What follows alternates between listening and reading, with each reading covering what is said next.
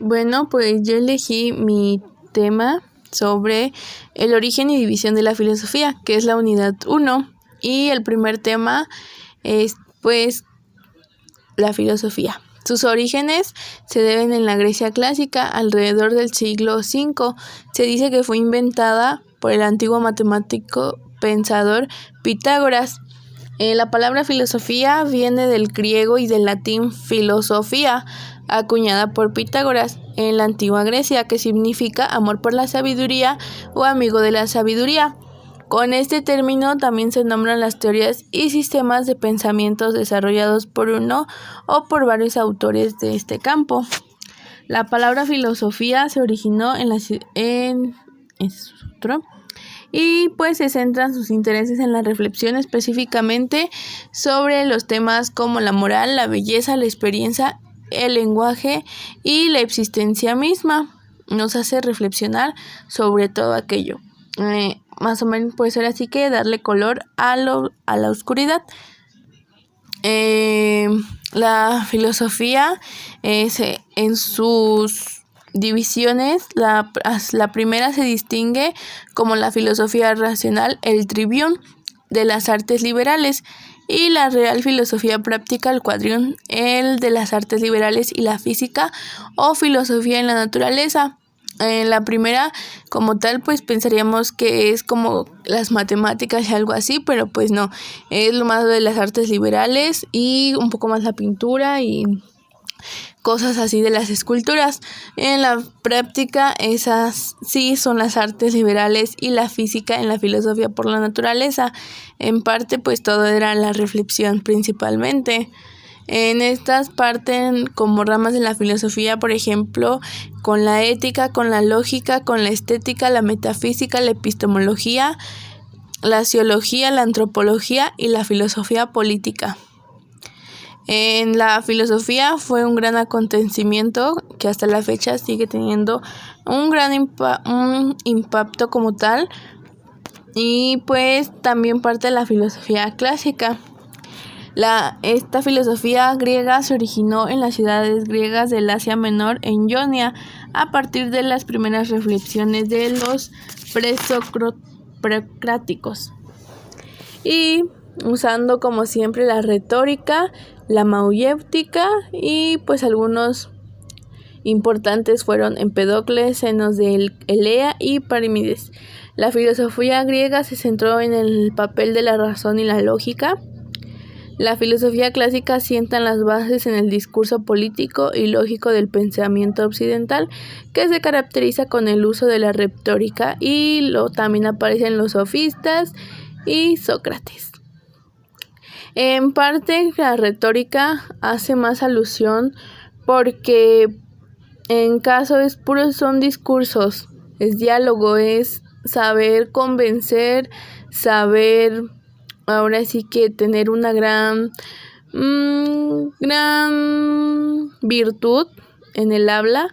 Y en la mayéutica es como que esa parte de reflexión, de comprender. Y como dicen, la mayéutica es dar a luz.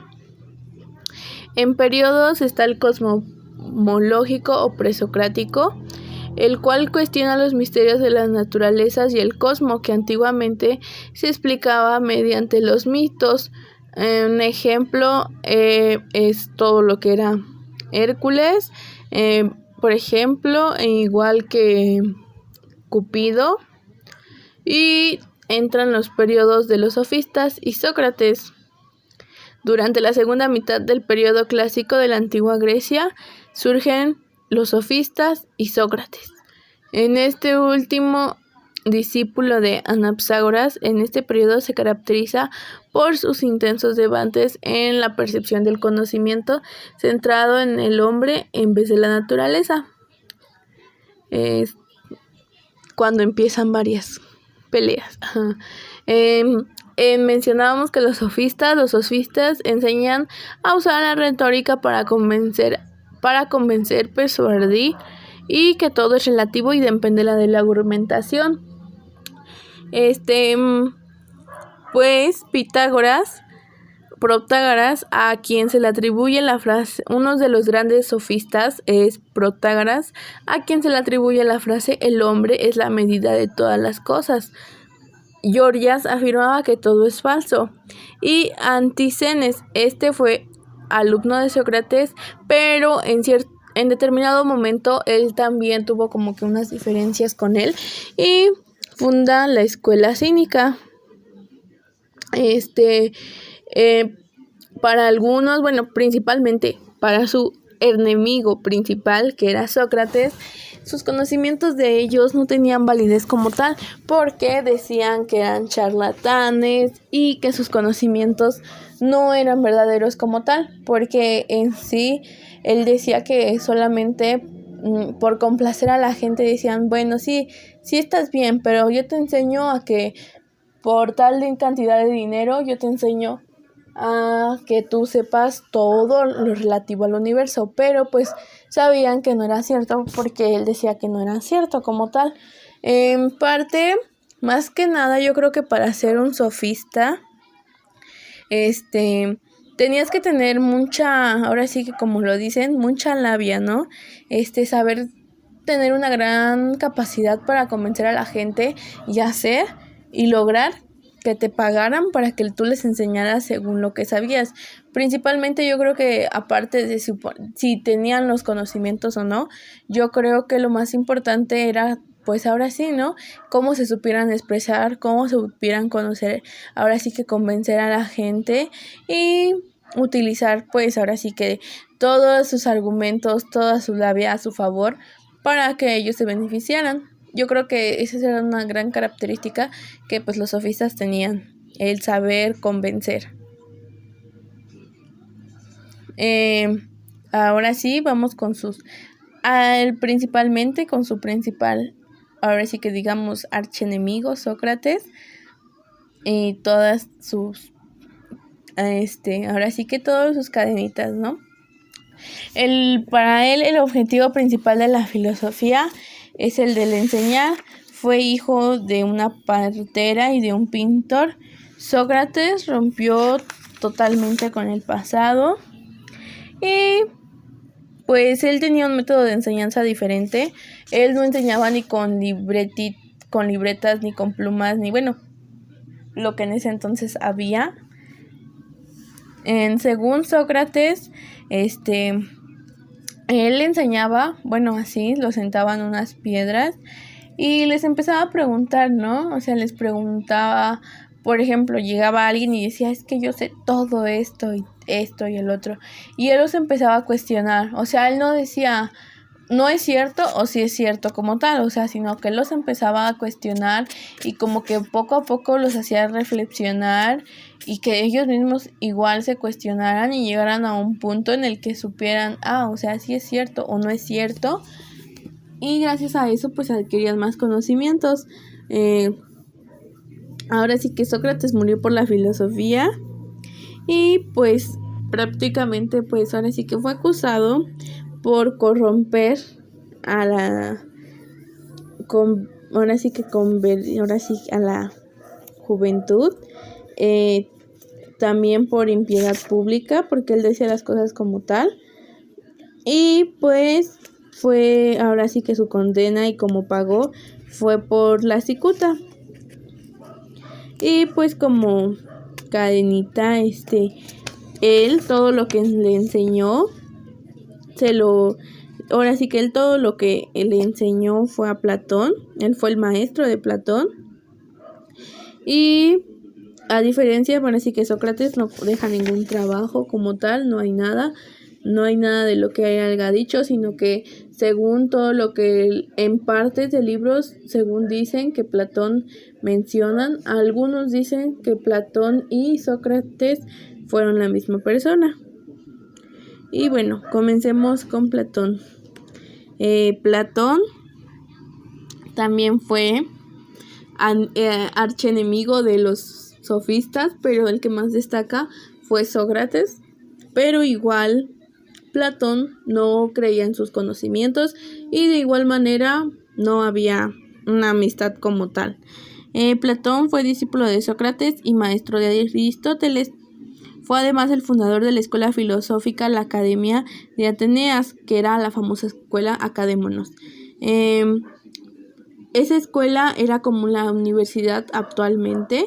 En esta habían varias áreas, igual era como la universidad. Los trabajos de él están completos y empleó el mito para su filosofía, y en esto pues yo creo que él, para hacer más atractivo sus lecturas, él utilizó eso, el mito. ¿Por qué? Porque sabía que de una u otra forma él quería llamar la atención de los lectores. Al igual que pues sus trabajos de él sí están completos, y el cristianismo estuvo de acuerdo. Uno de ellos pues fue el estado de una idea, fue el estado ideal.